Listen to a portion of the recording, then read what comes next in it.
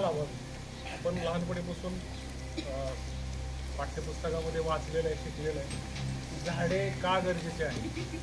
आजकाल जे आपल्या पृथ्वीचं तापमान जे वाढलेलं आहे त्याचं सगळ्यात मोठं कारण म्हणजे आपण मानवाने आपल्या स्वार्थासाठी झाडे तोडलेली आहेत आणि ते इतक्या प्रमाणामध्ये तोडलेले आहेत की पृथ्वीचं तापमान, ज्याला आपण ग्लोबल वॉर्मिंग म्हणतो, ते आज आपल्याला अनुभवायला मिळतं. अवेळी पाऊस, वातावरणामध्ये असा झालेला आमूलाग्र बदल ज्याला म्हणतो आपण, ते केवळ आणि केवळ वृक्षातून म्हणजे झाडं जे आपण तोडलेत ते त्याच्यामुळं आपल्याला दिसतं. आपल्याला जर हे पृथ्वी वाचवायची असेल तर झाडं लावणं आणि त्यांना जगवणं, फक्त लावणं एवढंच काम नाही, त्याला जगवणं हे सुद्धा तितकंच महत्त्वाचं आहे. कारण की झाड लावले म्हणजे आपली जबाबदारी संपली असं होत नाही, त्याला आपण चांगलं संगोपन केलं पाहिजे.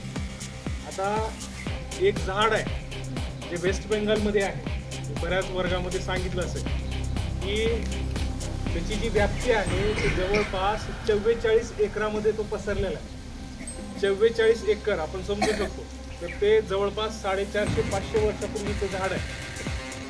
त्याचं नाव आहे वडाचं झाड. त्याला इंग्लिशमध्ये आपण बॉटॅनिकल नाव आहे फिकस बेंगालेन्सिस. त्याला वडाचं झाड इतकं मोठं आहे. वडाचं झाड असं सांगितलं जातं की तो अजरामर आहे, कधी मरत नाही. त्याचं कारण असं आहे की फांद्यापासून परत त्याचे मुळा खाली जमिनीकडे दिसतात आपल्याला आणि त्याच्यामुळं हे झाड वर्षानुवर्ष वाढू शकतं आणि सगळ्यात जास्त ऑक्सिजन जे असतात ते असे मोठे झाडे देतात. आणि आपण जंगल तोड करून आपण आपल्या स्वार्थासाठी, माणसाने आपल्या स्वार्थासाठी, ज्याला आपण इंडस्ट्रियल ग्रोथ ज्याला म्हणतो, कारखानदारी वाढवण्यासाठी किंवा आपण सिमेंटचे बंगले उभे केलेत, सिमेंट काँक्रीटचे जंगल उभा केलेत झाडं तोड, याच्यामुळं सगळ्यात मोठा धोका हा पृथ्वीला निर्माण झालेला आहे. त्यात आपण पूर्ण बॅलन्स बिघडवून टाकलेला आहे. पृथ्वीला त्याचा त्रास होतो, पक्ष्यांना त्याचा त्रास होतो. उन्हाळ्यामध्ये तुम्ही पाहिलं असेल की पक्षी रोडवर असे कुठे अचानक मेलेल्या अवस्थेमध्ये दिसतात तुम्हाला, मृत अवस्थेमध्ये. त्याचं कारण काय?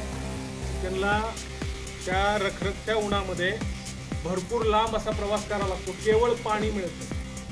आणि पाणी जर आपल्याला पाऊसकाळ जर कमी झाला तर याचे वाईट परिणाम आपल्याला येत्या काळामध्ये दिसतील आणि सध्या दिसत आहे. त्याच्यामुळं असं म्हटलं जातं की प्रत्येकानं एक तरी झाड लावं. तुम्हाला शेती आहे, तुम्हाला घराच्या समोर जर जागा असेल किंवा आपल्या शाळेच्या परिसरामध्ये हे झाडं लावले पाहिजे आणि त्याचं संगोपन केलं पाहिजे. त्याच्याशिवाय आपली पृथ्वी वाचणार नाही. त्याच्यामुळं प्रत्येकानं हा कार्यक्रम झाल्यानंतर एक संकल्प करायचा आहे आपल्याला, एक तरी झाड आपण लावलं पाहिजे आणि जगवलं पाहिजे. आता हे जे उपक्रम आहे 8-10 दिवसाखाली आपण जर ऐकलं असेल की एका गावामध्ये ज्या मुलींचे लग्न होऊन दुसऱ्या सासरी गेलेले त्या सर्व मुलींना त्या गावाने एकत्र बोलवलं, कार्यक्रम ठेवला आणि प्रत्येकीच्या नावावरती एक झाड लावले गेले. तसं एक उपक्रम या गावामध्ये चालू केला पाहिजे, आपल्या शाळेमध्ये चालू केला पाहिजे. स्वतः तुम्ही एक झाड लावलं आणि त्याचं संगोपन जर केलं, फार मोठा बदल घडतो आणि बदल दिसतो आपल्याला. त्यामुळे याच्या पुढं आपण झाडं तोडता कामा नये, त्याची काळजी घेतली पाहिजे आणि वृक्षारोपण हे आपलं सगळ्यात मोठा एजेंडा पाहिजे. ठीक आहे, ओके, थँक्यू.